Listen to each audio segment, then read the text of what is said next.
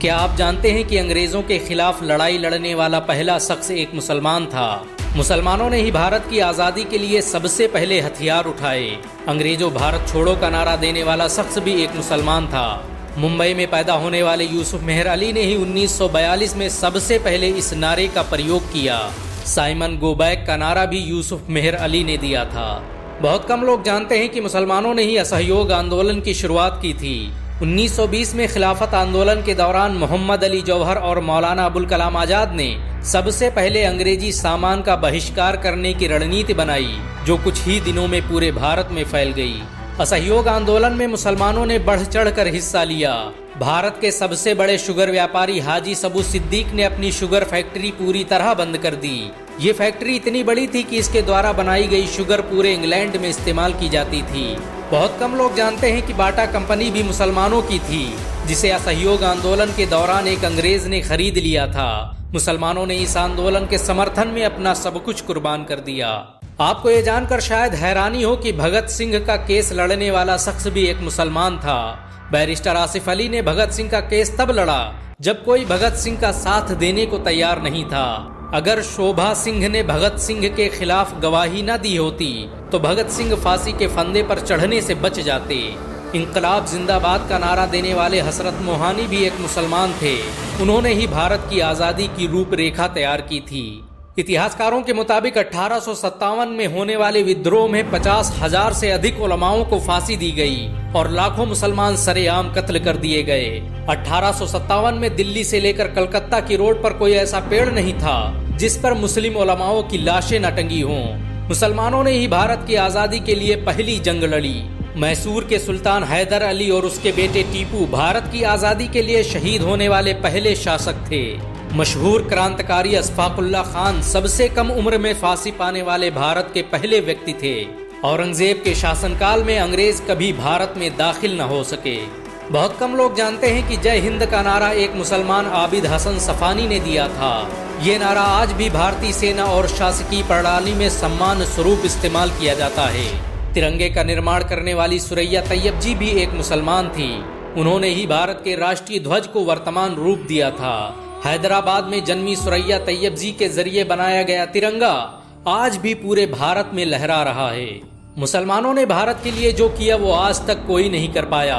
कानपुर में पैदा होने वाले अजीमुल्ला खान ने ही मादरे वतन भारत की जय का नारा दिया था, जिसमें बाद में कुछ सांप्रदायिक लोगों ने माता शब्द जोड़ दिया।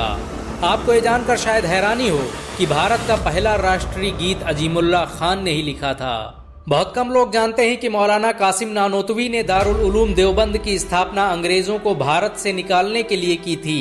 इस मदरसे का मकसद देश में ऐसे नौजवानों को पैदा करना था जो भारत की आज़ादी में योगदान दे सकें। रेशमी रुमाल आंदोलन की शुरुआत करने वाले मौलाना महमूदुल हसन और मौलाना उबैदुल्ला सिंधी दारुल उलूम देवबंद के ही छात्र थे। मौलाना उबैदुल्ला सिंधी ने सुभाष चंद्र बोस के साथ मिलकर भारत की पहली अस्थायी सरकार की स्थापना की थी और वह भारत के पहले गृह मंत्री भी थे। आपको ये जानकर शायद हैरानी हो कि मौलाना महमूदुल हसन ने ही 1920 में गांधी को महात्मा का लक़ब दिया। उनका ये नाम इतना मशहूर हुआ कि गांधी पूरी दुनिया में महात्मा गांधी के नाम से पुकारे जाने लगे। महमूदुल हसन ने ही हकीम अजमल खान के साथ मिलकर 1920 में जामिया मिलिया इस्लामिया यूनिवर्सिटी की स्थापना की थी, ताकि भारतीय शिक्षा तंत्र को अंग्रेजों के चंगुल से आज़ाद करवाया जा सके। आपको ये जानकर शायद हैरानी हो कि काला पानी जैसी दर्दनाक सजाओं को पाने वाले 90% से अधिक लोग मुसलमान थे। अंडमान निकोबार में आज भी सबसे ज्यादा कब्रें मुसलमानों की हैं। मुसलमानों के अलावा दूसरे लोगों ने काला पानी से बचने के लिए न सिर्फ माफीनामे लिखे बल्कि अंग्रेजों की मुखबरी भी की। मुसलमानों ने ही अंग्रेजों के खिलाफ सबसे पहले हथियार उठाए। 1772 में शाह अब्दुल अजीज ने अंग्रेजों के खिलाफ फतवा देते हुए ऐलान किया कि अंग्रेजों की गुलामी हराम है और हर मुसलमान पर फर्ज है कि वो अपने मुल्क और देश की आज़ादी के लिए खुद को कुर्बान कर दे। 1857 में होने वाले विद्रोह की प्लानिंग एक मुसलमान मौलवी अहमदुल्ला शाह ने की थी। वो भारत के अकेले इंसान थे जिन पर अंग्रेजों ने 50,000 रुपये का इनाम रखा था।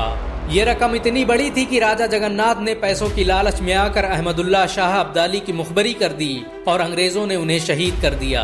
बहुत कम लोग जानते हैं कि 1857 में शहीद होने वाले 90% लोग मुसलमान थे।